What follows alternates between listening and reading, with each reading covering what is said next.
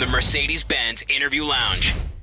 What? Do you think you still want a radio show? You eventually do it? 1,000%. Yeah. First of all, to redeem myself. What? I'm just kidding.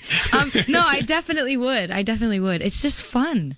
I think you're great. Thanks. And I will tell you, a lot of people ask us, like, what's Alessia Cara like? Or what's this artist like?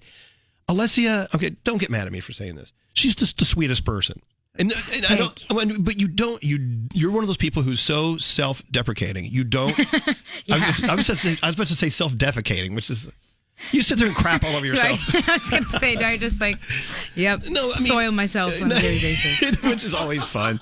When you're my age, you can do that and get away with it. Yeah. Anyway, but you're just always just so sweet, so kind, so warm. Thank you. So you've always been that way, and thank you for still being that way after all the success that you're experiencing. Oh, thanks you for being so nice to me. Oh. You're like one of the only people who emails me personally and like says nice things and actually cares, which is really nice. So thank you. Do you consider yourself a success? Wow, a success as a human or as an artist? I don't know. I think there's a lot of stuff I still want to do, but I never thought in a million years that I'd do half of what I've done. So in a way, yes, it's kind of cool.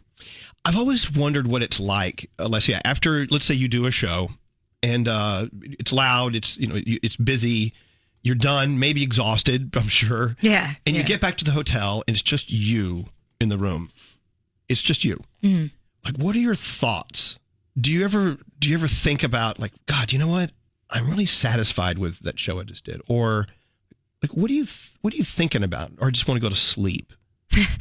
I'm always thinking about stuff because I don't really have a lot of time to think alone, like in my day, especially when I'm working, which is all the time. So when I'm back in my hotel room or about to go to sleep, that's usually where I do all my thinking. So I think about life, whatever's going on in my personal life, how to iron that out.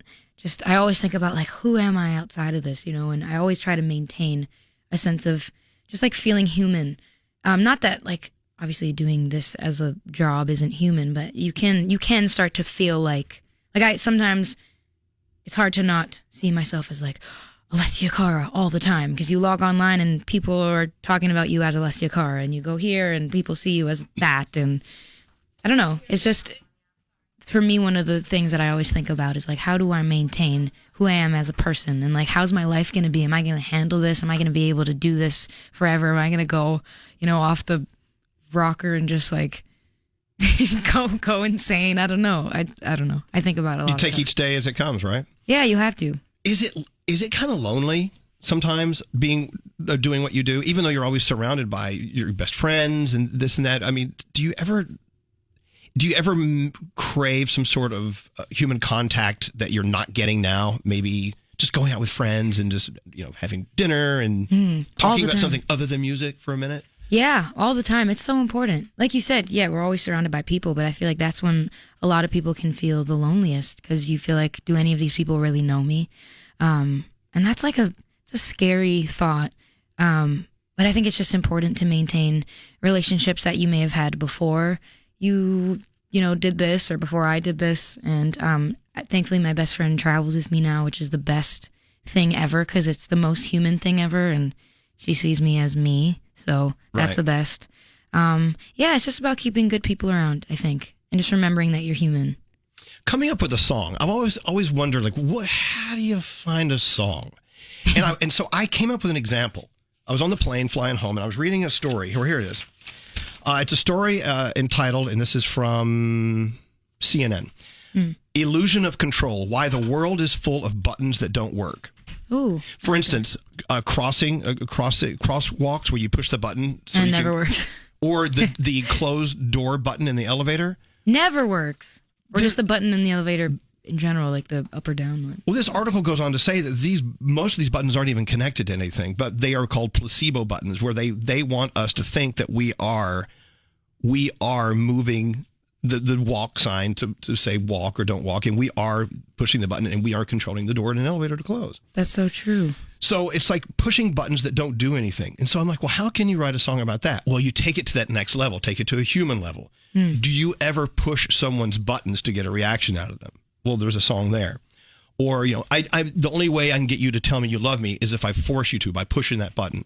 Or like what song, like where do you find your songs? Do you find them in everyday situations and you turn them into like an everyday situation to turn that into a song about love or about heartbreak or growing up and you're kind of uncertain about life? Where do you find your music? Is it from simple things like that? I think so, yeah. It's either like intense feelings that you can't really put into words and then finding ways to turn little moments into like 3-minute songs, like expanding or like going in, I don't know, like having a more microscopic view on like a very simple feeling or a simple moment that may have happened to me and trying to expand on it. I really like doing that because I feel like that's where you find like purest feelings and like just moments, if that makes sense. I don't know if that sounds really dumb. No, not at all. I mean, so I must assume that you actually can work through issues in your life by writing a song about it. Oh yeah, 100%. There have been so many times where I write a song and then it's not until I have written it that I realize like what I was feeling. It's like, oh, okay, now I get it. It's just it's a strange thing. Well, so for those of us who aren't songwriters, but we're trying to work through crap, I mean, what is your advice? I mean, sit down and write about what we're feeling? 100%. Reading it out loud? How does that work? I don't know. I'm not a therapist, but I think the best thing is like feel what you're feeling 100%. Like even if it feels weird or if you feel like you shouldn't be feeling it, like you have every right to feel whatever you're feeling, and then just write about it in detail. Write everything like about how it makes you feel, what's going on, where you want to go after that. And I think that's so helpful because once you're out of that and you read back on those things, you realize, wow, I've made it far, and now that feeling is now in hindsight, which is a nice, comforting thing. Wow. That's it. That's why we're so screwed up. We're not writing songs. Yeah. I just figured exactly. it out. I just figured it out. That's the reason. All right. Well, Alessia Cara is here. Danielle is out. She's taking her kids to school. Today is Danielle's 2 sons. It's their first day back at school, so she's always with them to go back to school. Aww. Do you remember when your summer was over and you had to go back to school? All the time. You had like your new backpack, new lunchbox. The lunchbox. Just like new pencil case and like. Did you enjoy going back to school, or did you want summers to last forever? I wanted summers to last forever, but I did enjoy the anticipation of the first day of school. And then after the first day, I was like, okay, I hate this again. But it was so nice. Like the first day, like I wouldn't sleep. Like, ooh, I wonder who's in my class and what teacher I'm going to have. And right. I can't wait to use my new pencil crayons. How were you? How were you in school? Did you have a lot of friends? No. Neither did I. But what clique? Were you with a clique, or were you with a circle of friends that were called the? Something? No, we didn't have. Well, I mean, in elementary school, it was just me. Actually, literally me and my best friend who's here, just us for a long time. Like for most of elementary/middle school, which was elementary school, it's us. And then in high school, I had a few more friends.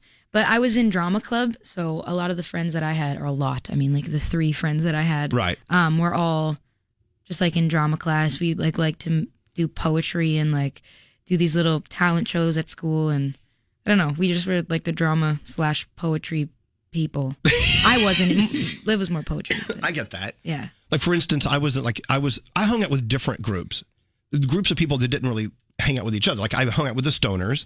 Nice. I was friends with some of the jocks, but I didn't play any sports. I was also in drama club. I also sang, but none of those. Amazing, you did everything. But none of those cliques really. They never crossed the line. I was the one that kind of went from clique everywhere. to clique to clique. Yeah. But even then, I was kind of a loner growing up. But you always had a best friend with you at all times. Do you remember a part of your life where you're like, God, I no friends. I need friends. For a brief moment, she's looking at me laughing. For a brief moment, yes. It was like 8th grade-ish. There was a point where I would spend a lot of recesses alone. It was not a fun time. But you learn a lot about yourself. You're just like, you're just chilling. But I don't want to like make it up to seem like I was like, this total loner for my whole life and bullied. Right. And because there are kids who actually really struggle with that stuff. I was kept to myself, and I was a loner for a bit. But my circle was always small. I was happy with it though. I didn't mind. Was she fun to hang out with? Fun? Oh, were you fun? Like fun? I think I'm fun. I think fun. I'm a blast. No, I don't know. I think so, but I love that. People just didn't care to see that, No, I'm just kidding. Oh, but so I guess my point, I'm sort of getting to a point. I'm on Mucinex, by the way. I have like. Can you even hear yourself talk? Is it one of those? It's weird, and I'm like speeding and coffee. I'm like, blah, blah, blah, blah, blah. What did he say? in your music, is there a song that comes to mind that actually kind of tells your story a little bit about where you, like how you were then in school and how you are now and how you've changed and how, I don't know, are we seeing little glimpses of your story in each and every song? I think so, absolutely. They're especially more so on this next album. I don't want to slip and say any titles, right? Because I've already done that, and they're gonna get the whole track list if I keep doing it. But more so on this album, I'm a lot more introspective, and there is a song actually that kind of touches on me as a person and my flaws and kind of the way that I was in school and the way I am now, and kind of feeling out of place a bit. So yeah. So you're actually pouring it out there. We get to know who you are through your music. Is that kind of strange to you, or do you find that like, this is great? I can tell my story, but I do it through music. I don't have to sit there and write a book about it. Exactly, yeah. Because I think when you write your own songs about you, like you're in control of how much you tell people. So it's not like, oh my God, they're gonna find this out. It's like, no, I want to tell you this part of me, and I want to open up, whether it was for myself initially or for everyone else. It's just like it's fun that you get to control, how much you tell people, but also that you get to share who you are, and you leave that behind. Like that lasts forever.